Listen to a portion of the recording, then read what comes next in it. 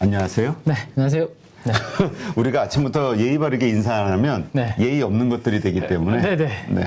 우리 또 좋은 것 가족분들에게도 인사해야죠. 네, 간밤에, 간밤에 또 많이 놀라셨을 것 같은데, 어제 이제 나스닥이 2% 중반? 2.5% 정도 오른 거 제가 이제 강보합 정도로 거의 미미하다라는 말씀 드렸는데, 오늘 그 이상으로 이제 빠져버렸습니다. 그래서 그와 관련된 얘기, 그 다음에 글로벌 새벽에서 어떤 이야기들이 있었는지에 대해서 좀 주말을 앞두고 정리를 좀 해드리도록, 네, 그렇게 하겠습니다. 네.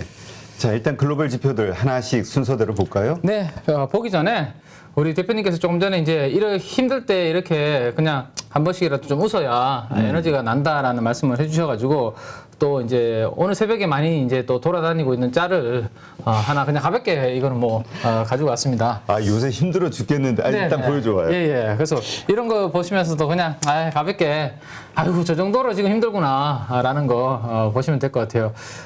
묘비 제가 장례식장에 이어서 네, 묘비 비석의 나스닥이라고 이렇게 되어 있고 71년부터 태어나서 2022년도에 이제 뭐 이렇게 마감했다. 뭐 이런 식으로 지금 많이 짤을 만들어서 지금 돌리더라고요. 새벽에. 그만큼 이제 힘들다라는 거죠. 예, 미국 증시가.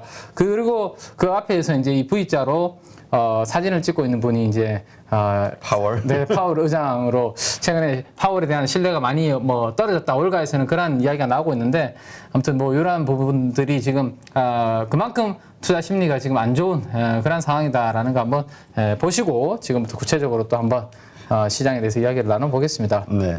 저기 우리 깜장호랭이님 말씀처럼 꼭 이럴 때 저런 걸. 그러자도 죽겠는데. 그러니까요. 아니 며칠 전부터 계속 장례식장 사진 보여주고 뭐 보여주고. 그래서 그냥 한번 이 웃으시라고 하는 거죠. 어두운 악의 기운이 가득해. 에이, 악의 기운 아니고요. 아니 지금 물이 들어가요? 그럼 뭐 시장 좋을 때 제가 묘비 가지고 오겠습니까? 네, 시장이 그만큼 심리가 안 좋으니까. 맞아요. 네, 또 바닥을 이제 언젠가 또 바닥을 만들 것이고 힘을 내자라는 차원이니까 뭐 안 좋게 보지 마시고요. 그렇죠. 이럴 네. 때일수록 우리가 마음의 여유를 자꾸 이렇게 가져야 네. 이 어려운 시기에 실수하지 않고 네, 버틸 수 있겠죠. 네, 그래서 지금부터는 그러면 이제 또 다시 이제 우리가 진중 모드로 한번 글로벌 지표들이 어떻게 간밤에 움직였는지 한번 점검을 해보도록 하겠습니다. 위안화 조금 변동성이 최근에 조금 왔다 갔다 심한 모습입니다. 어제는 올라갔다가 이렇게 내려갔다가 그래서 조금 심한 모습인데 6.7 위안 밑으로 위안화는 조금 내려간 그런 그림을 보여주고 있습니다. 그래서 뭐 위안화는 큰 변동성 없이 아직까지는 안정적인 흐름을 좀 이어가고 있다라는 거 한번 보시면 될 것 같고요. 중국 상해종합지수가 지난번에 저렇게 이제 영망치형으로 윗골이 달았던 부분들 우리가 한번 점검을 했었는데, 그렇죠. 살짝 누군가 조금 부담을 느끼는 것 같다라는 말씀드렸는데 어제는 상해지수는 0.6% 음봉을 만들면서 살짝 쉬어가는 그림인데 상승 추세에서는 아직까지 뭐 이탈하는 그림이 보이지 않습니다. 근데 만약에 이게 아래쪽으로 조금 이탈하는 그림이 만들어지면 중국 증시도 이제 또 한번 쉬어가는 그림이 될 텐데 상대적으로 어쨌든 글로벌 자금이 유입되고 있는 쪽이 중국 쪽이라고 말씀을 드렸고 네. 우리나라에서 아시아에서 놓고 봤을 때도 우리나라보다 훨씬 더 정책적인 측면, 경기 부양 측면에서 매력적으로 보기 때문에 아마 추세가 저렇게 유지가 되고 있는 게 아닌가라는 거 다시 한번 말씀드리고, 자, 오늘 하루 특별히 뭐 중국 상해지수가 큰 폭으로 아주 꺾이지 않는다면 2주 연속으로 이렇게 중기 추세가 좋아지는 MACD 오실레이터는 살아서 이렇게 한 주를 마감하지 않을까라는 생각입니다. 그래서 그 부분 어제 다 다른 나라들도 다 어려웠었는데 네네네. 진짜 중국 시장만 플러스고 견조하죠. 좋아요. 네네. 네. 그래서 이제 조금 있다가 이제 또 뭐 제가 지금 사우디에 이제 바이든 대통령이 가는 이유 중에 시장에서 잘 모르는 부분이 있다라는 뭐 기사가 나온 게 있어서 제가 가지고 왔는데 그게 이제 중국과 관련된 내용인데요. 우리 이따가 한번 살펴보도록 하겠습니다. 자, 어제 우리 장 끝나고 유럽 증시 열릴 때, 이건 뭐. 자세부터가 마음에 안 드네. 그죠. 좀 약간, 삐딱하게 이래 앉아가지고, 그죠?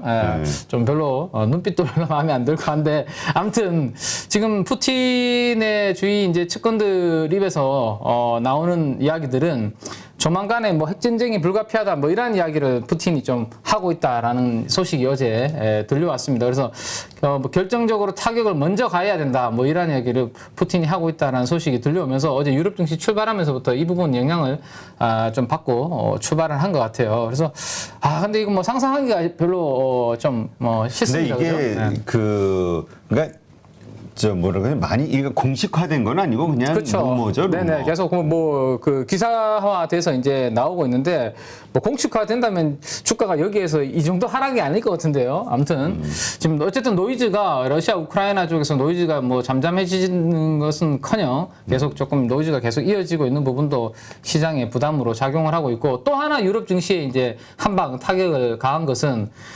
연준의 페드는 우리 미국의 연준입니다. 그죠? 연준의 금리를 인상한 것을 따라가지고 지금 UK는 영국입니다. 영국이 금리 인상을 했고, 중요한 것은 이거, 스위스입니다. 스위스는 상당히 이제 통화 측면에서 정책 측면에서 매우 비둘기적인 성향을 가지고 있거든요. 네. 그러니까 긴축이라는 것을 잘 하지 않는 아주 온건한 이제 통화 정책을 펴는 게 이제 스위스인데 스위스가 이제 15년 만에 어제 금리 인상을 단행하면서 야, 이렇게 지금 금리를 올려야 될 정도로 뭐 지금 상황이 안 좋은가 뭐 이런 부분들 물가나 인플레 압력이 이런 부분들이 어제 유럽 증시를 좀 전반적으로 타격을 했다라고 보시면 될 것 같고요. 그래서 영국 중앙은행이 25bp 금리 인상을 했는데 이게 지금 가파르게 지금 올라가고 있는 겁니다. 이렇게 5회 연속으로 지금 계속해서 금리를 올리고 있는 그러한 상황이거든요. 그래서 전반적으로 이 부분이 지금 계속해서 글로벌리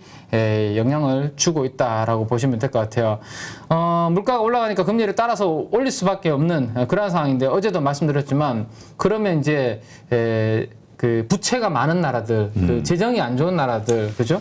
그런 나라에서 어떻게 되냐, 이제 그게 계속 커지고 있는 거죠. 그러니까 2010년도인가요? 그때 재정위기 유럽 네, 나왔던 네. 그 피그스 국가들 그게 지금 다시 위험해진다 이런 걱정이 자꾸 슬슬 올라와서. 맞아요. 예. 그러니까 이게 뭐 그런 게 있죠.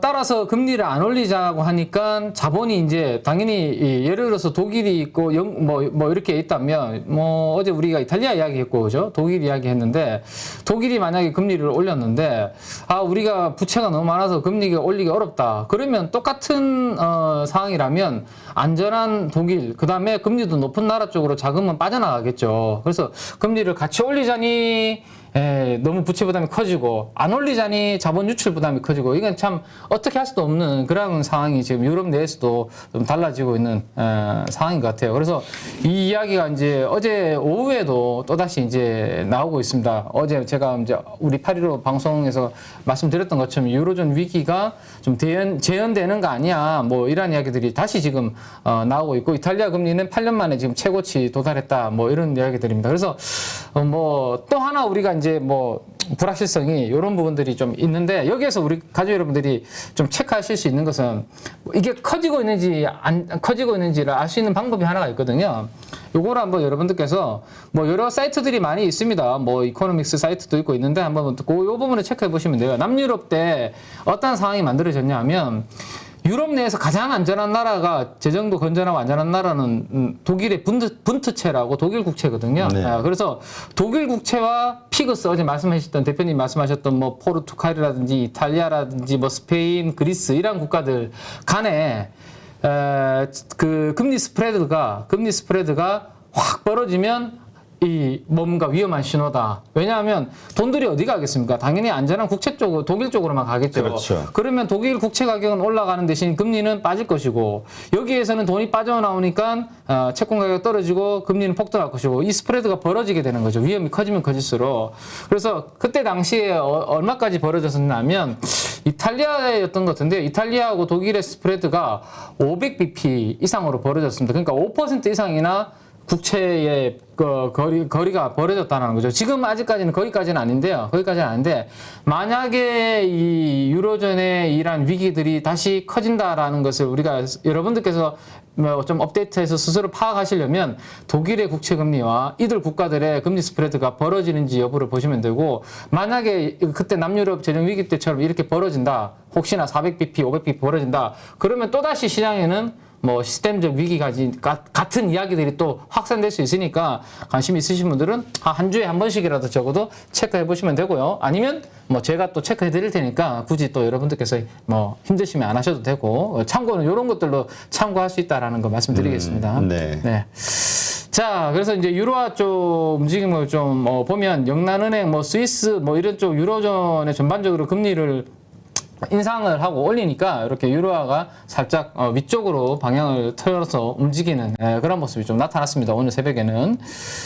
자, 그 다음에 이제 그 비트코인, 뭐 이더리움 쪽도 이야기인데 오늘 더 빠졌죠, 지금. 새벽에 그렇죠. 지금 더 빠지고 있습니다. 그래서 이걸 가지고 지금 지난번에 우리 그 리만 사태와 또 비교하시는 분들이 이제서 또 서서히 이제 나오고 계시거든요. 그때도 우리 루나 떨어지고 나서 네네네. 그런 얘기가 있었는데 그냥 흐지부지 끝났는데 네. 지금 계속 연속으로 불길한 이야기가 일이 지금 벌어지는 거죠. 꼬리를 무는 이야기 요즘 뭐 그런 프로가 좀 인기가 있는 것 같은데 그때 당시에 우리가 파생 상품으로 이런 모기지 관련된 부분들이 연결되다 보니까 이게 어디까지 도대체 영향이 있고 누가 어디까지 포지션을 가지고 있는지를 그때 알기 어려워가지고 힘들었던 경우가 있잖아요. 그래서 연쇄적으로 막 무너지는 모습이 가장 취약했던 것도 먼저 무너지고 그 다음 팡팡 무너지고 이런 흐름이었는데 지금도 이 이란 쪽의 가상화폐 쪽에서 뭐 금융기관 뭐 셀시우스라는 쪽이 인출 중단 사태 뭐 이런 이야기들이 나오고 있는데 조금 취약한 부분부터 뭔가 구멍이 생기기 시작하고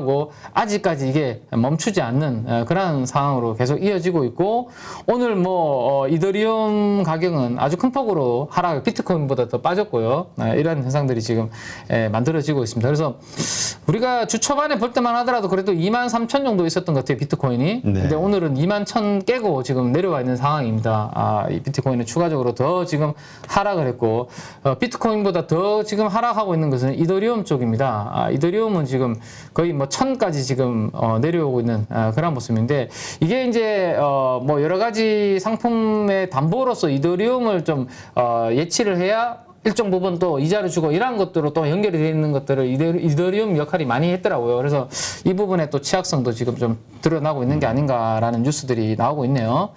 자, 그래서 이것도 또 너무 또 진중하니까 또 한번 또 약간 살짝 한번 넘어간다면 미운 우리 새끼라는 뭐 그 프로그램이 있는데요. 거기서 이제 이상민 씨가 뭐 이런 이야기 여기가 아마 탁재훈 씨인지가 잘 모르겠는데 누가 산 거예요? 네, 그러니까 아마 형이라고 하는 거 보니까 탁재훈 씨 정도 될 것 같은데 나이로 봤을 때 그죠? 네. 그래서 형 뭐 코인 샀다가 망했다며 하면서 이렇게 이상민 씨가 웃고 있는데 아니 돈도 없는 사람이 왜 진짜 돈을 주고 가짜 돈을 사? 이게 이제 지금 최근의 핵심인 거죠. 좀 약간 이게 코인 암호화폐 쪽에 대해서 이제 신뢰가 약간 흔들리는 그 부분을 약간 조금 풍자해서 이 짤들이 돌아다니고 있는 것 같습니다. 그래서 많은 분들이 또 암호화폐 쪽 투자하신 분들이 힘드실 텐데 저게 돌아서려면 금리가 이렇게 막 올라가는 구간이 아니라 결국에는 금리가 좀 풀리고 유동성이 좀 많아지고 저금리 상태가 돼야지 아마 대체 자산으로 부각이 될 수 있을 것 같은데 지금은 뭐 금리가 계속 올라가는 구간이니까 그죠? 상당 기간 이런 이슈들이 좀 이어질 수 있다라는 것을 또 한번 참고를 해보셔야 될 것 같고요. 네. 자, 그다음 이제 원유 선물 쪽의 흐름을 한번 보도록 하겠습니다. 오늘 좀 새벽에는 이렇게 하락을 했다가 다시 조금 튀어오르는 114달러 밑으로 갔다가 117 위로 지금 살짝 다시 좀 회복하는 그런 그림을 이제 원유 선물 시장에서는 그림을 보였는데 뭐 재무부가 미국의 재무부에서 이란에 대해서 추가 제재를 좀 한다라는 이야기가 있고요. 그다음에 리비아 쪽이 또 원유 생산을 하는 나라인데 원유 생산이 좀 크게 또 감소하고 있다. 뭐 이런 이야기들. 그래서 전반적으로 좀 뭐 원유 공급에 대한 우려가 생기면서 오늘 다시 한번 유가가 좀 하락하는 듯 하다가 다시 올라오는 그런 그림을 보이고 있습니다. 우리한테는 안 좋은 거죠. 그죠? 유가가 그렇죠. 좀 많이 떨어져 줘야 물가도 조금 인플레 압력이 줄어들면서 시장에는 긍정적인 시그널을 줄 수 있는데 뭐 이런 이슈들로 인해서 유가는 다시 117달러 정도로 회복을 하고 오늘 새벽에 좀 끝났다 정도 한번 체크하셔야 될 것 같습니다. 자, 조금 전에 제가 이제 중국 관련된 이야기 해드리면서 이런 이야기들도 있다라는 거 말씀을 드렸는데 바이든 대통령이 이제 사우디아라비아로 날아가는 이유 중에 하나가 많은 부분들이 이제 유가에 대한 원유에 대한 증산을 바라고 급하게 갔다라는 이야기들이 많잖아요, 표면적으로. 그죠?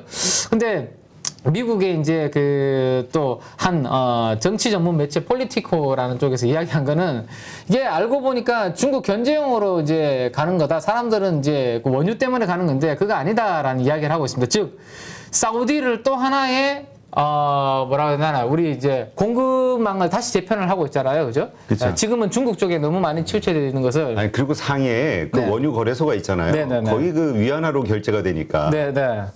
그래서 그런 부분들 때문에 표면적으로는 그렇게 보이는 거 하지만 사실 숨어 있는 내용으로 봤을 때는 중국이 너무 많은 그런 공급 라인을 가지고 있는데 그 부분을 벗어나기 위해서 이제 사우디도 그렇게 이제 전략적으로 활용을 하려고 한다라는 생산 거점을 중동 쪽으로 지금 또 다시 이렇게 확대를 해서 구축하려고 한다. 그래서 중국 공급 사슬에 대한 의존도를 줄이기 위해서 그 부분에 대해서 이번에 발표를 한다라고 하네요. 뭐 증산이 아니라. 예, 그렇죠. 증산은 표면적으로 그냥 사람들이 그냥 기대하는 거고 실질적으로 내면에는 중국을 압박하기 위해서 가는 부분이 훨씬 더 크다라는 내용입니다. 그래서 청정 에너지라든지 우주 기술, 뭐 그다음에 다양한 광범위한 제휴 계획을 이번에 사우디에서 발표를 할 거다. 그러면 사우디는 제일 리스크가 그거잖아요. 화석 연료에 대해서 전반적으로 어쨌든 소비가 앞으로 점진적으로 조금 줄어들 텐데, 결국에는 자국 경제가 유가가 빠지면 사우디도 이제 흔들리는 상황이 되니까 어떻게 하면 우리가 석유에 대한 의존도를 낮추는 게 사우디의 이제 또 목표잖아요. 하고 싶은 부분이고, 그 부분에 대해서 푸는데 아마 미국하고 좀 손을 잡은 게 아닌가, 뭐 이런 내용들이 나오고 있어서 앞으로 사우디에서 들려오는 이야기들이 이런 내용들과 나와서 뭐 중국을 계속 압박하는 내용으로 갈 것인지 한번 또 체크를 해볼 필요는 있을 것 같습니다. 네. 자, 그래서 이제 미국 쪽으로 이제 또 조금 더 디테일하게 한번 들어가 보면요. 요거는 이제 싱크인데 이건 뭐 가라앉다, 침몰하다 뭐 약간 그런 쪽으로 이제 해석이 많이 되는데, 그래서 미국 주식이 뭐 침몰했다 뭐 이런 이야기 보이고, 뒷면에 뭐 우리 배너는 파월 의장이 있는데 의장이 이렇게 딱 보고 있음에도 불구하고 미국 증시가 침몰하고 있다. 뭐 이런 기사를 헤드라인으로 많이 오늘 뿌리고 있는 것 같습니다. 일단 미국 증시에서 첫 번째로 오늘 안 좋은 영향을 준 것은 주택 착공 건수죠. 이거는 하우징 스타트는 지금 경제 지표가 좀 안 좋게 나온다는 게 이게 사실 불길한 징조잖아요. 네, 맞습니다. 미국 경제가. 펀더멘탈이 이거는 또 흔들리는 부분이니까, 그러니까 180만 건 이상으로 이렇게 나타나던 주택 착공 건수가 지금 보시면 그래프만 딱 그냥 숫자 보지 마시고 그래프만 눈에 보이시면 이거 뚝 떨어진 거 보이시잖아요. 그죠? 네. 그래서 이게 기대치 했던 거, 기대치가 그래도 한 1,700만 건, 170만 건 정도 기대를 했는데 150만 건 정도로 나오면서 뚝 떨어지면서 주택 착공 건수가 많이 줄어드는 부분도 영향을 준 것 같은데, 오른쪽에 있는 그래프 제가 이제 가지고 온 게 있는데요. 요거 한번 보시면 될 것 같아요. 우리도 이제 주택을 담보로 해서 대출을 받는 분들이 많으시고 요즘 이자 부담이 올라간다는 이야기 나오는데, 이게 이제 미국의 모기지 금리의 최근의 동향이라고 보시면 될 것 같습니다. 히트 5.78이라고 되어 있죠. 모기지 금리가 이렇게 가파르게 올라가니까 이제 주택에 대한 부담감 뭐 이런 부분들이 주택 착공 건수를 줄인 게 아닌가 뭐 이런 이야기들이 나오고 있습니다. 그래서 이런 이제 펀더멘탈 지표들도 흔들리면서 오늘 미국 증시 시가부터 좀 영향을 줬다. 라는 거 한번 체크해 보시면 되고요. 자, 유럽도 불안해지고 비트코인 암호화폐 시장도 불안해지고 펀더멘탈도 흔들리니까 돈들은 어디를 향해서 갈까요? 아마도 뭐 대표님 같아서도 아마 지금 국채에 투자하고 계시지 않습니까? 아니신가요? 혹시 뭐 암호화폐 투자하고 계신가? 설마 아니시? 네. 우리 키메님이 저에 대해서 뭘 알아요? 그러니까, 제가 잘못 알고 있는 거군요. 네. 이럴 때 돈들은 이제 안전한, 세이프티 좋은 안전한 쪽으로 움직이게 돼 있는데, 오늘 새벽에, 자금들은 안전한 국채 쪽으로 움직이는 그런 모습이 포착이 되었고요. 그러다 미국 성장주에 물렸어요. 예. 그러면 제 예상과 조금 빗나가는, 행보를 걷고 계신데, 지금 그래서 오늘 미국의 안전한 국채 쪽으로 자금들은 전반적으로 좀 몰리면서 국채 가격은 올라갔고요. 지금 보시는 노란색 그림처럼 금리는 이렇게 반대로 떨어지는 그런 그림이 나타났습니다. 2년물 금리는 다시 떨어졌고요. 마찬가지죠. 10년물 금리도 마찬가지인데 10년물 금리에는 경기도 반영이 된다고 말씀드렸죠. 물가 플러스 경기에 대한 기대치. 그래서 안전자산으로 10년물을 뭐 편입했는 부분도 있을 것이고, 금리가 떨어진 부분은 향후 경기에 대한 침체 우려감도 반영이 되면서 금리가 3.5% 부근까지 갔다가 가파르게 지금 3.2% 밑으로 내려오는 그런 그림입니다. 사실 금리가 이렇게 안정을 찾으면 미국 증시 뭐 우리 대표님이 투자하고 계시는 성장주들이 오늘 뛰었어야 되잖아요.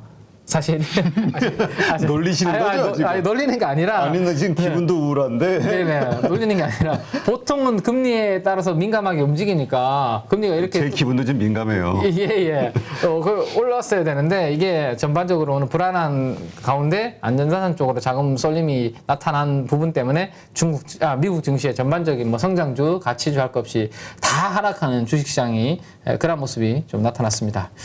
자 달러는 이렇게 유로화가 조금 오늘 금리 인상에 따라서 유로화 가치가 좀 올라가다 보니까 달러 인덱스는 다행히 그나마 오늘 우리가 보고 있는 지표 중에 그나마 다행스러운 점은 이 달러 인덱스가 약세를 보였다는 이 부분입니다. 네.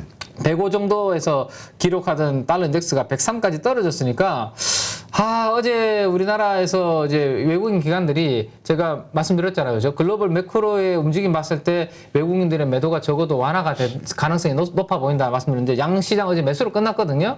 근데 오늘도 요 흐름에 따라서 한번 매수를 좀 기대해 볼 수 있을지 한번 또 조심스럽게 한번 지켜봐야 될 것 같아요. 네. 달러가 약했다 정도 한번 생각을 해두시고요. 자, 그래서 어제 우리나라 달러원 환율은 시가는 낮게 출발했습니다. 미국 달러 약했고 위안화 강세 흐름 보였기 때문에. 근데 장중에 뭐 계속 불안한 부분이 나타나다 보니까 양봉을 좀 만들면서 이렇게 끝났는데 볼린저 밴드 상단부를 뭐 돌파하지는 않고 그 부분에서 지금 우리나라 달러원 환율도 1290원 정도, 1280원 사이에서 움직이는 모습입니다. 오늘 달러 약세에 따라서 오늘도 뭐 그 정도 움직임에서 진행이 되지 않을까 싶네요. 그래도 그 여기 환율 보니까 떨어졌더라고요. 희한해 가지고. 네네. 그래서 이제 아마 방금 말씀드렸던 그런 부분들의 영향을 받고 달러가 떨어진 것 같은, 우리 원화가 이제 강세를 보인 것 같은데 우리나라 원화 강세를 보이는 외국인들 수급이 뭐 그렇게 안 좋을 뭐 가능성은 낮기 때문에 시가는 개파락 출발이 불가피할 것 같고요. 대신에 시가 대비해서 조금 회복되는 것은 아마 외국인 수급이 좀 들어와줘야 가능할 것 같은데 뭐 희망을 한번 가져보도록 그렇게 하겠습니다. 스프레드가 예. 전고점 돌파했네요. 예, 여기서는 제가 물을 한 모금 마시고 말씀을 좀 답답한. 그러게. 아니 우리 홍홍님이 우리 민 팀장님 그 힘이 빠진 것 같다고 회식 좀 시켜주라고. 대표님한테요? 예. 미국 성장주 가지고 계신 대표님한테? 또 아픈 걸 또 찔르네. 제가 그냥. 왜? 나는 회식 못 시켜줄 것 같아요? 제가 그냥 참을게요. 나중에 불쌍해. 조금 좋아지면 그때 뭐 대표님이 내키시면 그때 뭐 사주시면 될 것 같고 저도 부담스럽습니다 지금은. 아니 사드릴게. 아니요. 저도 소고기. 네, 괜찮아요. 네.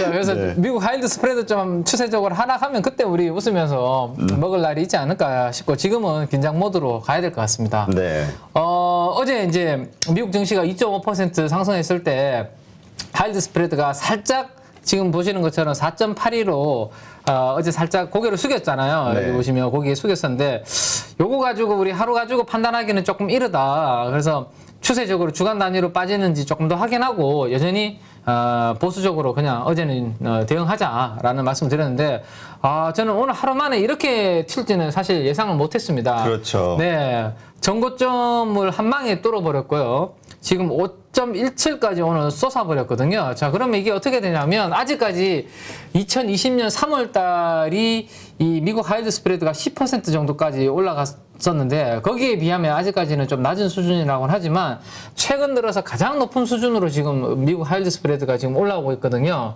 그러면 우리가 뭐 다른 거 다 무시하고 제 매삭기 다 무시하고 이것만 가지고 기준으로 본다면 지금은 아무것도 하지 말고 일단은 기다려야 되는 지금은 그런 팔지도 말자.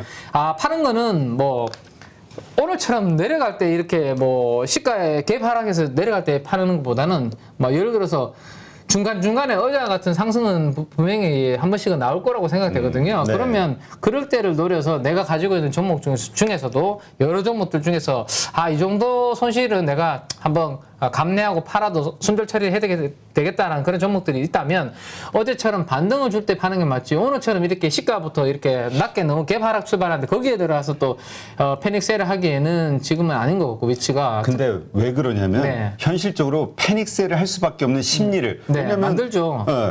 왜냐면 또 어저께 나스닥이 하고 이제 기대를 했단 말이에요. 네네네. 오르니까 금리 네. 인상했는데 그래서 또 들어가신 분도 있을 거고 또 앞으로 마음이 좀 올라가겠구나 안심을 하고 마음을 딱 무장해제하신 긴장을 푸신 분들이 많은데 갑자기 미국 시장이 또 폭락을 해버리니까 네네네. 이제 더 불안한 거죠.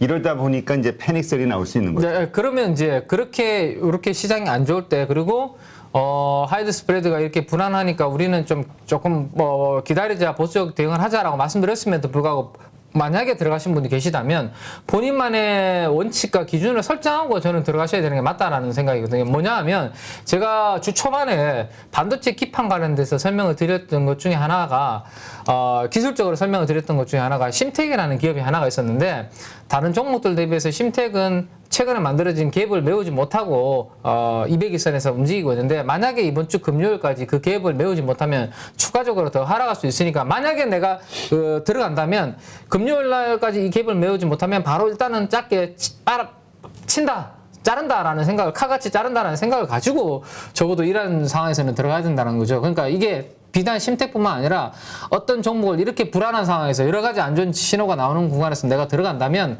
요게 내가 정한 원칙대로 얼마 이상으로 하락한다면 무조건 잘라야지라는 그걸 기준으로 들어가셔야 된다는 거죠. 그래서 그게 아니라면 이 위험 지표가 안 좋은 시그널을 내고 있는 상황에서는 조금 기다리시는 게 좋겠다라는 생각이고 그다음에 가지고 있는 주식을 어제처럼 이렇게 반등을 좀 주는 날을 기다렸다가 내가 감내할 수 있는 종목이 있다라면 조금 줄여서 현금을 조금 확보해 놓고 가는 게 맞는 그런 구간인 거죠, 이거는. 근데 왜 그러냐면 이 패닉 셀이 된다는 거는 기본적으로 지금보다 더 엄청 빠질 거야라는 그렇죠. 공포심 때문에 그렇죠. 그러거든요. 맞습니다. 근데 네.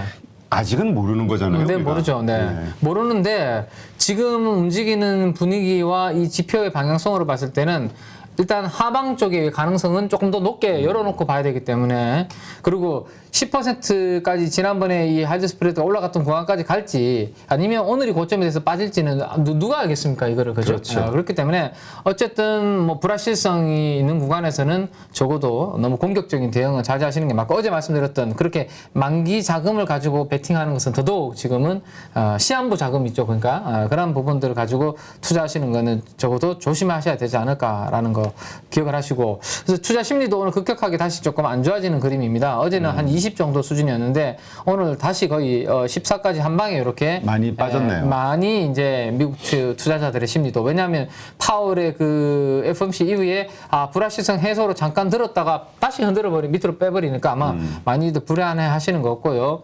오늘은 그 자이언트 스텝의 이제 폭풍이 장중 내내 이렇게 시가 갭 하락 출발해서 마이너스권에서 저항조차 못 해본 그런 흐름으로 마무리가 되었고요.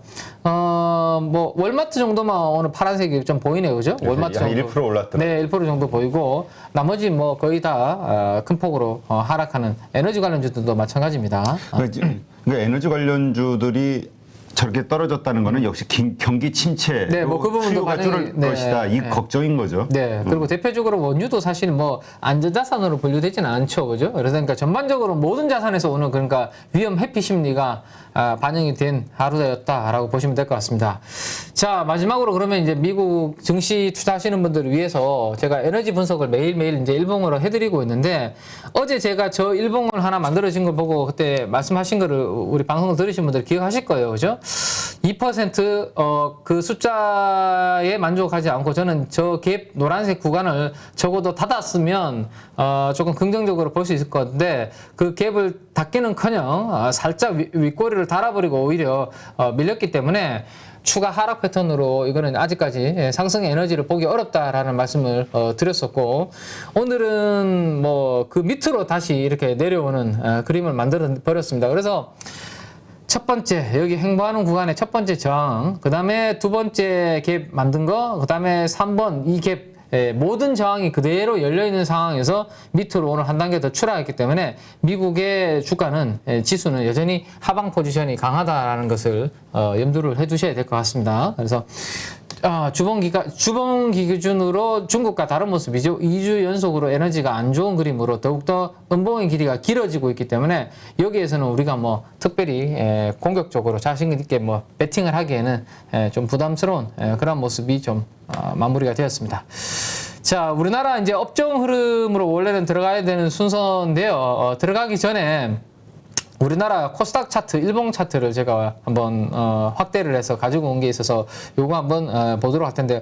어제가 사실 상당히 중요한 상황이었습니다. 어제 만약에 상당히 긍정적인 흐름이 만들어졌으면 제가 봤을 때는 기술적으로 좀 역전의 발판을 마련할 수 있는 그런 변곡점이 되었을 수도 있을 것 같은데요. 어제 보시면 자, 그 전날 이 보시면 아주 긴 음봉이 하나 여기 1번이라고 제가 표현해 드릴게요. 아주 긴 음봉이 하나 나왔죠. 그래서 이렇게 길고 뚱뚱한 음봉이 나오면 그 시가에는 제가 항상 저항이 있다라는 말씀을 드립니다. 그죠? 그래서 어제 미국 증시가 강했고, 그래서 어제 저 저항을 한 방에 넘어서 버렸으면 어제 저는 역전에 한번 반전에 발판을 마련했다. 그런 말씀을 오늘 좀 드리려고 생각을 좀 하고 있었는데, 지금 보시면 그 저항까지 딱 올라가다가 거기에서 윗꼬리 달고 지금 어제 밀려버리면서 연속으로 음봉이 2개 만들어지는 그런 밀려버리는 흐름이 나왔습니다. 그러면 제 생각에는 여기 시가에 저항이 하나 있어서 매물이 쌓여 있는 상황에서 어제 저기 올라가는 거 보고 따라가신 분, 아까 대표님 말씀하신 것처럼 미국 증시 올랐기 때문에 아마 어제 상승할 때 오전장에 따라 붙은 분들도 분명히 있을 거라는 이제 거죠. 시작이다. 네네.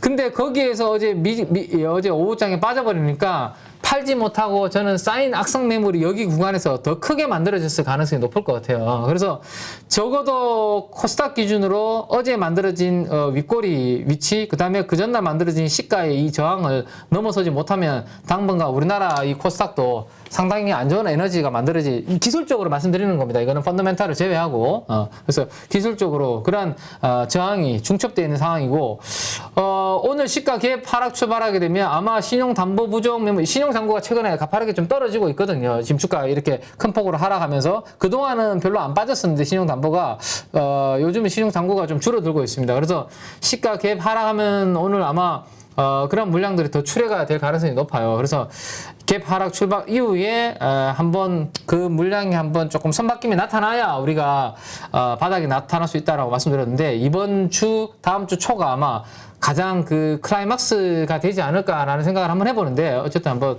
그 부분 한번 지켜보고 제가 또 기술적으로 업데이트를 해드리도록 그렇게 하겠습니다. 네. 자, 뭐 우울하죠, 대표님. 뭐 안 좋은 이야기밖에 없죠. 네. 왜냐하면 그렇죠. 다들 이야기하시는 것처럼 오늘 무슨 종목이 눈에 들어오겠어요. 네, 맞습니다. 네.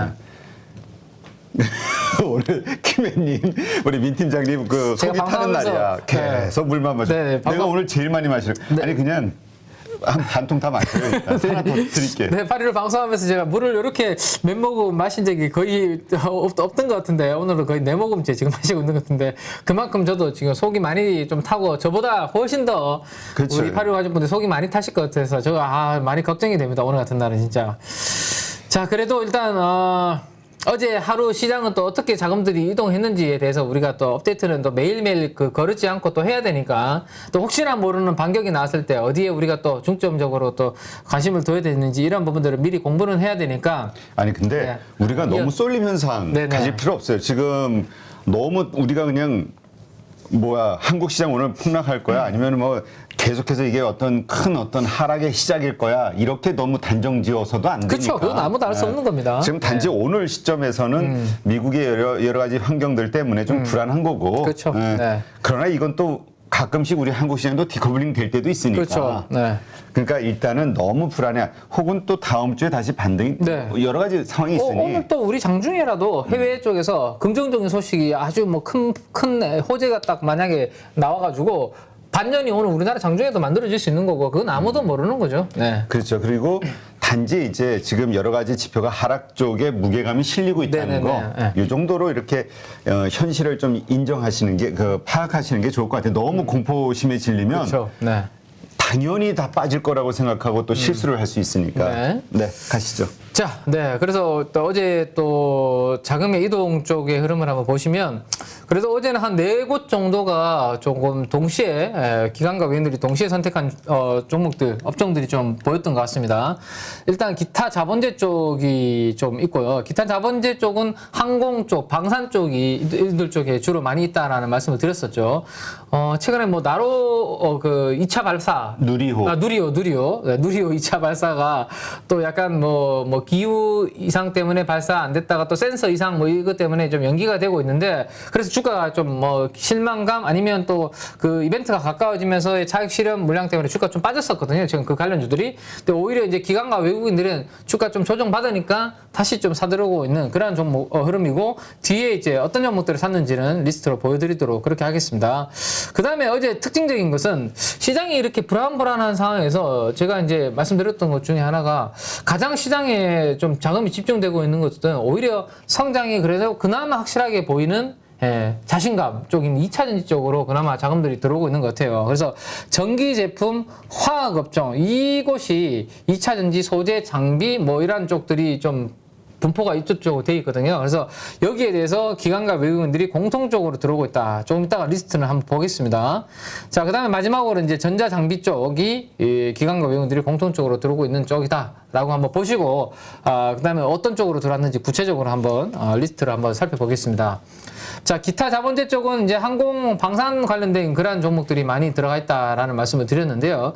첫 번째 종목은 제노코라는 종목입니다. 최근에 신한금융투자, 뭐 하나투자, 뭐 여러 여의도의 증권사 리서치 하우스에서는 제노코에 대해서 2분기 실적도 좋다, 뭐 긍정적인 리포트들이 나오고 있는데, 뭐 발사 이벤트를 앞두고 거의 차익 실현이 강하게 나오고 있고, 주가가 최근에 가파르게 많이 하락을 했는데, 어제는 기관 투자가들이 다시 시총의 0.3%를 강하게 담는 위성 관련된 통신 관련된 종목이고요.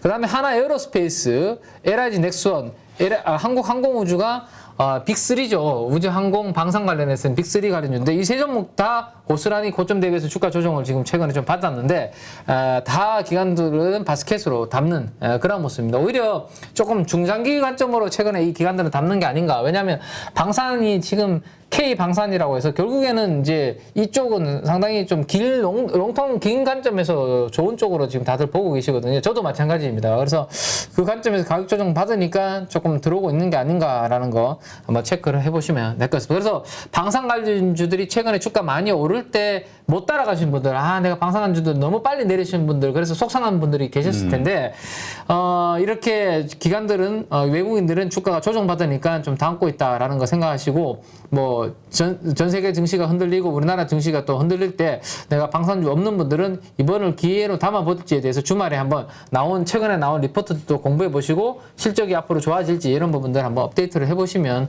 좋은 위치지 않을까 생각이 되고요.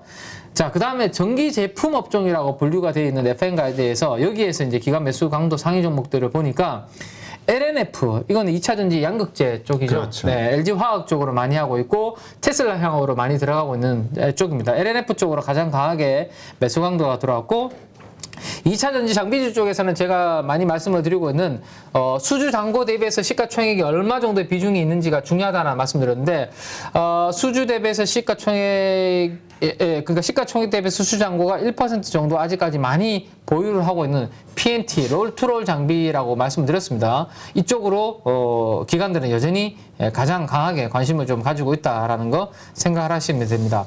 자, 그 다음에 마지막으로 이제 0.1% 이상 매수한 종목으로 삼성 SDI 정도, 뭐 이렇게 한번 보시고, 나머지도 뭐 첨보, 신흥 SEC 다 2차전지 쪽, 쪽으로 어제 집중적으로 좀 들어왔다라는 거 한번 체크를 해보시고요. 근데 요 부분을 한번 우리가 생각해 봐야 될 것 같아요. 지금 좋잖아요. 네. 만약에 시장이 지금 이 하락장에서 뭔가 좀, 그러니까 이 하락이 좀 반전이 되고 상승으로 반전이 됐을 때, 이제까지 좋았던, 어려울 때 좋았던 저 2차전지가 더 좋을 것이냐, 아니면 그때는 오히려 내려가고 그동안 못했던 것들이 올라갈 것이냐. 그러니까 언제 좋아질지가 문제인데, 제가 봤을 때는 미국의 하이드 스프레드가 멈추지 않고 저렇게 5% 이상으로 올라가는 구간이 연속이 된다면, 구간이 더 이어진다면, 적어도 이제 6월달이 이제 거의 끝나가잖아요. 2주 정도 남았잖아요. 그러면 그렇죠. 7월달 되면 이제는 2분기 실적 시즌으로 들어가거든요. 그러면 시장이 이렇게 하이드 스프레드가 올라가는 구간에서 실적 발표 시즌이 도래한다면 결국에는 시장은 실적 호전주 쪽으로만 그나마 관심을 가질 거예요. 실적이 그나마 2분기에 잘 나올 기업들. 그러면 당분간은 2차 전지 관련주들이 2분기 실적 호전주로서 또 역할을 할 수 있거든요. 그래서 아마도 단기적으로는 적어도 이들 쪽으로 계속 상대적인 좀 강세 흐름, 그다음에 관심이 나타나지 않을까라는 생각입니다. 자, 화학업종 한번 보셔야 될 것 같은데요. 화학업종도 우리가 알고 있는 전통적인 화학업종은 뒤쪽에 뭐 잘 보이지 않고요. 지금 사실 그죠? 지금 보시면 DL 0.1%, 롯데케미칼도 보시면 0.0이라고 되어 있는데 이거는 제가 반올림을 해서 소수점 한 자리까지만 제가 만들어 버렸기 때문에 0.0인데 이게 0.0 뭐 한 3 정도 뭐 4 이렇게 되겠죠. 그래서 그 이런 화학주들은 매수 강도가 그렇게 강하지 않았고요. 매수 강도가 강했던 쪽을 보시면 왼쪽을 보시면 코스모 신소재입니다. 그저께 제가 말씀드렸었죠. 우리 가족 여러분들한테 아니 에코프로 BM과 그 다음에 LNF가 저렇게 지금 시장과 무관하게 주가가 올라온다면 상대적으로 또 코스모 신소재에 대해서 관심을 가질 것이고 LNF에 비해서 시가총액은 그 캐파, 양극재 캐파는 3분의 1 정도 수준인데 시가총액은 5분의 1 수준밖에 안 되면 이 두 개 종목이 최근에 좋으면 분명히 코스모 신소재 쪽으로도 관심이 나갈 거다라고 이제 우리가 그저께 제가 코스모 신소재에서 간단하게 말씀을 드렸었는데 어제 시총의 0.4%가 들어오면서 어제 10% 이상 강세 흐름을 이제 보였었는데 화학업종 내에서도 2차 전지 관련된 쪽으로만 들어오고 있다. 실리콘 음극재를 CNT 도전재를 하고 있는 나노 신소재. 그 다음 그나마 워닝 머테리얼즈가 뭐라고 말씀드렸죠? 특수가스 반도체 말씀드렸습니다. 그죠? 나머지 다 그들 쪽이에요. 그래서 전기, 제품, 화학업종 다 2차 전지 쪽이라. 그래서 시장은 그런 것 같아요. 지금 불안불안하니까 그나마 가장 매출이 좀 실적 좋아질 것 2분기 같은. 실적이 확실한 뭔가 자신감이 있는 쪽으로만 자금 집행을 좀 하고 있는 게 아닌가. 그러니까 결국 그게 개별단이 아니라 보니까 그 섹터를 보는 것 같아요. 네네네네. 개별주들을 왜냐면 실적이 좋아질 거로 예상되는 기업들은 보니까 필수 소비재 관련 기업들 가운데서도 떨어진 기업들이 되게 많더라고요. 네네네네. 근데 섹터 자체를 좋게 보고 그 섹터 내에 또 우리가 소재주 쪽은 이 원가가 전이가 된다 이런 네. 기대감을 갖고 있으니까. 네, 1분기에 그 부분이 좀 확인이 되었기 때문에 사실 그 전반적으로 원자재 가격이 올라오면서 야, 2차 전지 소재 만드는 회사들은 그 힘든 거 아니야? 라고 생각했는데 1분기 실적을 열고 보니까 선방을 잘 하더라는 거죠. 그래서 코스모신 소재를 일주일 전인가 열흘 전에 했던 것 같은데 네네네. 집중 분석을 한번 했었죠. 우리 한번 했었죠. 예전에 이제 그때서부터 보니까 그때 한 6월 초인 것 같은데 그때서부터 기관들은 매일 사고 있더라고요. 네, 아마 제 기억이 맞는지 모르겠는데 10 며칠 거래일 중에 거의 하루 정도 뺐을까? 거의 매일 코스모 신소재는 매수를 하고 있는 그런 상황이죠. 그래서 뭐 이렇게 자금이 이제 없는 와중에서도 기관들이 그나마 조금 디테일하게 집중하고 있는 쪽은 이쪽으로 좀 들어오고 있다라는 거 정도 우리가 알고는 있어야 될 것 같고 어제 장 끝나고 요 뉴스가 또 나왔습니다. 그러니까 아까 우리 저 뭐죠? 김민수 대표 이야기했는데 그 뭐 지금 갑자기 그 삼성에서 삼성에서 이제 전장을 뭐 하는 거 아니냐 이런 이야기들이 나오면서 뭐 삼성은 사실 이제 우리가 파우치라든지 이제 각형 배터리 이쪽을 원래 잘하는 쪽인데 테슬라 배터리를 만든다라고 하면 테슬라 배터리는 주로 원통형 배터리를 이제 사용한다라고 지난번에 제가 이미지로 우리가 한번 그림을 다 그려서 공부를 했었고 4680 쪽 사이즈 쪽을 이제 주력으로 지금 테슬라가 하려고 하고 있죠. 그래서 지금 이제 SDI도 이제 그런 이야기가 나오면서 결국엔 시장의 관심은 또 배터리 중에서도 아마도 단기적으로 원통형 쪽으로 더욱더 시장에서는 관심을 가질 수 있는 그러한 뉴스가 어제 오후에 좀 나왔다라는 거 한번 체크를 하셔야 되고 그래서 제가 한 번 더 이제 업데이트를 오래간만에 다시 한번 표를 가지고 왔습니다.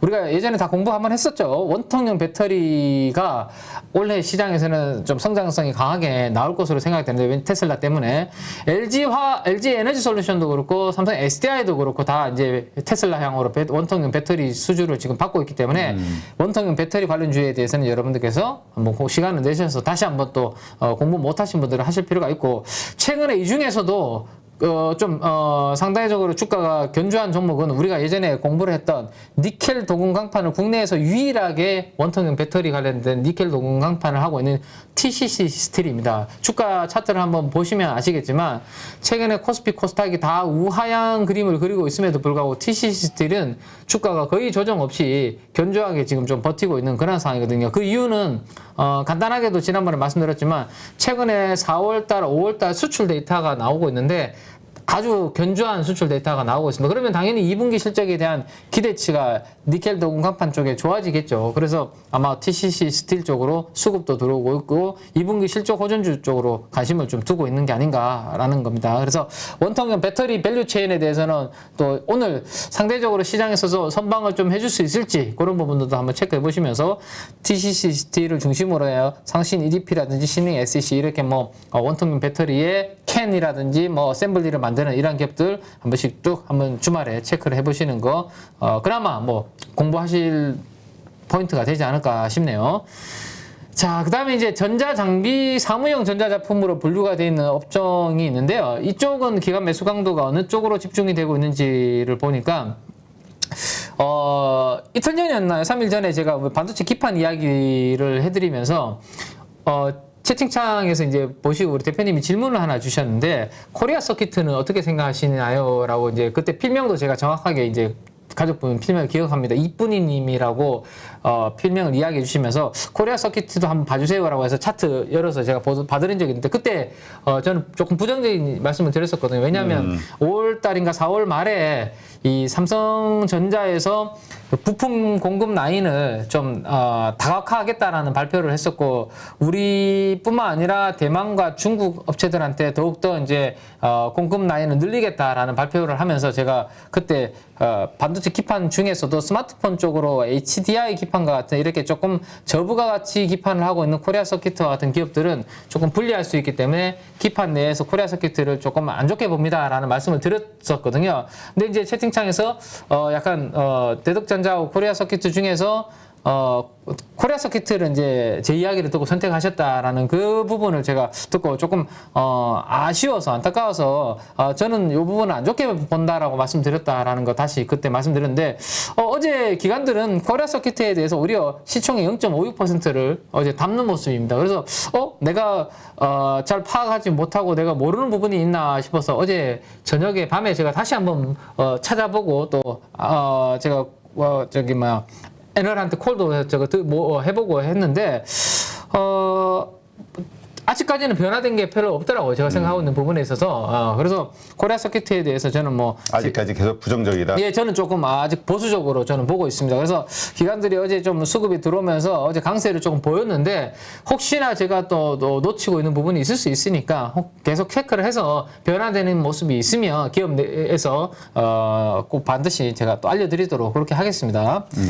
자, 그래서 이제 어제 전자장비 쪽으로는 코리아 서킷의 수급 매수 강도가 가장 강했고요. 그 다음에 뭐 PCB 쪽을 하고 있는 BH. 진짜 화학적이네. 네네. 그 다음에 2차 전지 쪽에 대주전자재료, 그 다음에 반도체 기판 쪽에서는 이수페타시스, 그 다음에 메타버스 디바이스 쪽에 뉴플렉스, 이런 종목들 위주로 전자장비 쪽으로 들어왔다. 근데 수급이 들어왔음에도 불구하고 워낙 시장이 안 좋아서 주가는 뭐 조정받은 종목들도 많거든요. 수급은 그렇죠. 들어왔지만. 네. 그래서 장 안 좋을 때 이런 종목들 위주로 수급이 좀 들어온다 정도. 지금 일단 거래량들이 확 줄어. 그러니까 네네. 매수세가 사라져가지고. 맞습니다. 네. 자, 이렇게 한번 참고해 보시고, 그럼 이제 빠르게 이제 남은 우리 기관 매수 강도 상위 종목들 정리를 좀 빨리빨리 한번 해드리도록 그렇게 하겠습니다.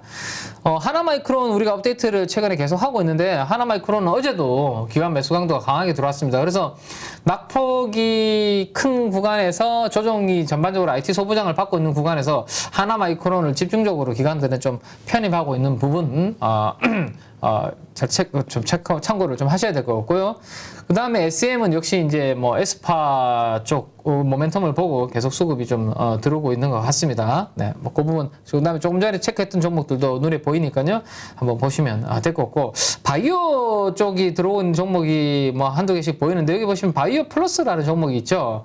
여기 이제 필러 쪽 을 하고 있고 그다음에 뭐 다양한 데 또 피부 피부 미용 관련된 부분들을 하고 있는 이제 관련 종목인데 어제 매수 강도가 이 기업 상장되고 난 다음에 가장 강하게 기관 매수 강도가 들어왔더라고요. 그래서 조금 특이하긴 한데 워낙 물론 이제 바이오 헬스케어 숫자가 있는 기업이라서 뭐 디테일하게 설명을 드려도 되지만 뭐 시장이 불안해서 제가 그냥 요런 쪽을 하고 있는 기업이고 최근에 제약 바이오 쪽에서는 매수 강도가 어제 가장 눈에 띄게 들어온 종목이 바이오 플러스라서 말씀을 좀 드리고 넘어가겠습니다.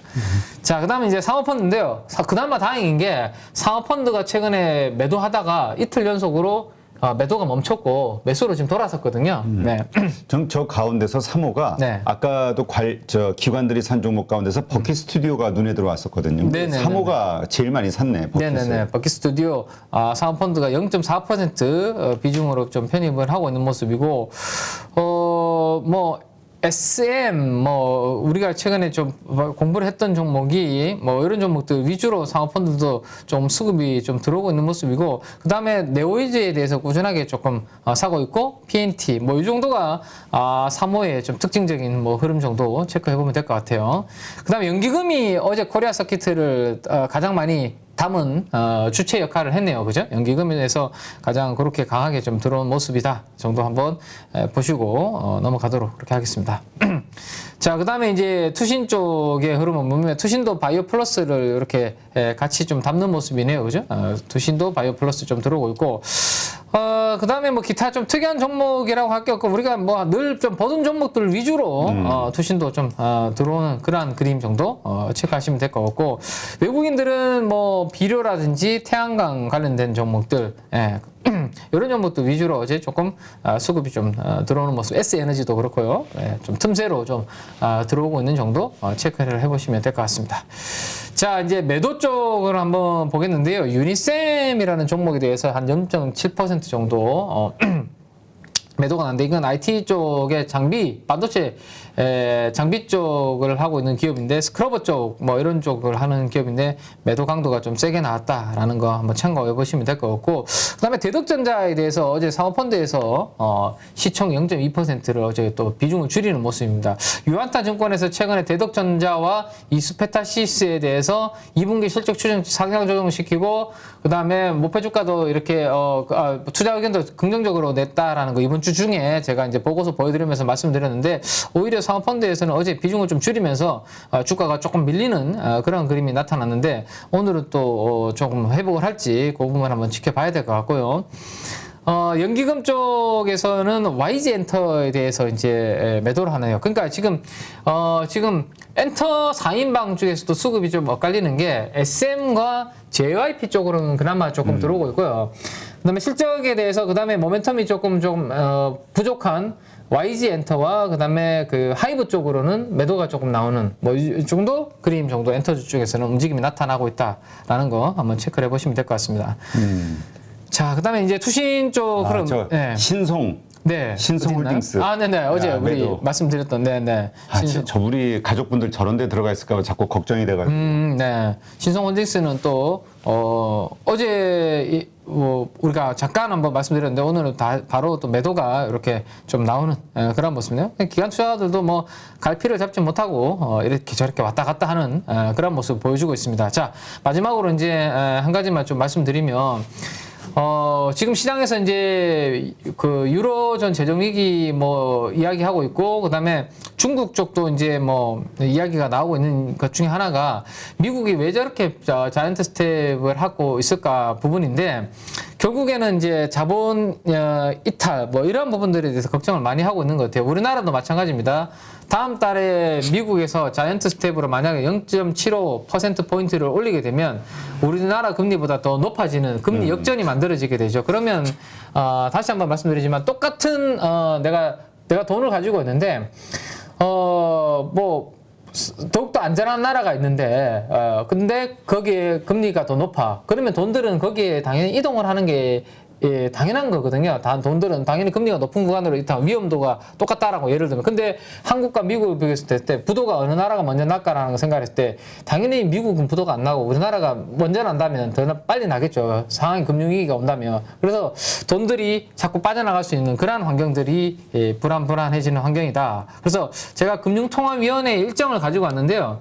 7월 13일 날 그다음에 8월 달 이렇게 우리가 4차례 정도가 남아 있습니다. 근데 요 4차례 우리는 한 번도 저렇게 빅스텝, 자이언트 스텝을 한 적이 없기 때문에 지금 금리 역전이 되면 우리나라의 원화에 영향을 줄 것이고 외국인들의 이 수급에 영향을 줄 수 있으니까 이 부분들에 대해서 계속해서 이야기가 나오니까 그 부분 체크를 좀 하셔야 될 것 같고, 그다음에 그나마 긍정적인 내용 마무리하면요, 어제 나왔던 내용 중에 우리 그 증권거래세 하나 나온 거 있죠, 그죠? 0.1, 네네. 0.03% 줄어들. 네네네. 요거 하나 있고, 그 다음에 국내 주식에 대해서 웬만큼 크게 하시는 분들이 아니라면, 이제는 거의 당분간은 주식 양도세는 폐지하는 쪽으로, 요게 그나마 저는 어제 정부에서 긍정적으로 좀 만들어준 내용이 아니고, 뭐 법인세 요 부분도 뭐 있겠지만, 그래서 요런 부분들이 오늘 뭐 약발이 있을지는 모르겠습니다, 사실. 근데 저 국내 주식 양도세 폐지 저거는 저 뭐죠? 우리 한 12월 달에나 좀 약발 받는 거 아니에요? 네, 심리적으로 뭐 호재긴 한데, 그래서 그나마 그래도 우리가 하반기 되면 늘 불안했던 거잖아요, 대표님. 왜냐하면 또 뭐 개인들 물량 나올 수 있으니까 연말 가기 전에 물량 줄여야 된다. 이게 매년 반복되어 왔던 부분인데, 사실 그 부분에 대해서 그래도 조금 완화될 수 있는 내용들이 나왔기 때문에 뭐 적어도 심리적으로나마 긍정적인 부분이 되지 않을까 기대해 보면서 오늘 장을 차분히 한번 기다려 보도록 저는 하겠습니다. 저거 눈에 들어오는데 네. 그 개장 2시까지 개장한다는 거. 외환 시장이요? 네. 네네네. 뭐 이제 슬슬 MSCI를 맞춰주려고 뭐 노력을 MSCI를 들어가기 위한 선진국 지수에 들어가기 위한 슬슬 밑작업이지 않을까. 네네. 힘드네요. 뭐 한숨 한숨만 나. 지금 그러자도 채팅창에 이게 나왔어. 지금 우리 시간 저 뭐지 지금 동시호가가 네네. 안 좋아요?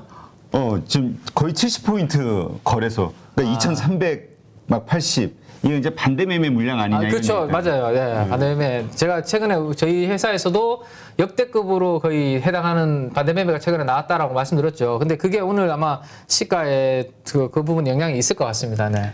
네. 누구나 1시간 안에 200개 종목에서 좋은 종목을 고를 수 있는 그런 능력을 배양할 수 있도록 제가 도와드리려고 그렇게 하고 있습니다.